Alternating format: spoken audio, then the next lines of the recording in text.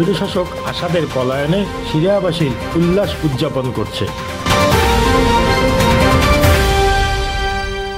বিদ্রোহী যোদ্ধারা যখন রাজধানী দামেস্কে ঢুকেছিলেন, ঠিক তখন ব্যক্তিগত উড়োজাহাজে দেশ থেকে পালিয়ে যান সিরিয়ার প্রেসিডেন্ট বাশার আল আসাদ।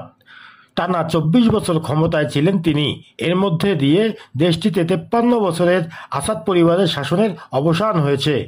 দামেস্কের আগে আলেপ্পো, হোমস সহ কয়েকটি বড় শহরের নিয়ন্ত্রণ নেন বিদ্রোহীরা।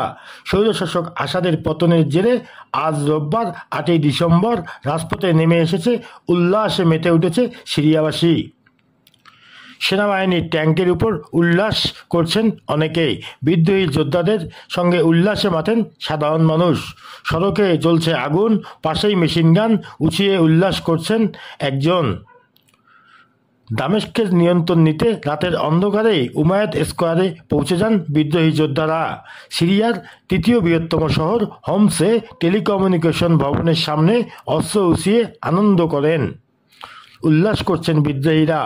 শহরের নিয়ন্ত্রণ নেওয়ার পর কেন্দ্রস্থলের ব্লক টাওয়ারের সামনে ছবি তুলছেন বিদ্রোহী যোদ্ধারা।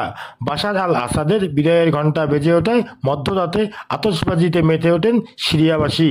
রাতের আধারে বিদ্রোহী যোদ্ধাদের সঙ্গে সাধারণ মানুষ উল্লাসে মেতে চলছে এখনও সেই উল্লাসের বিজয় ঘণ্টা। News desk, local news 24।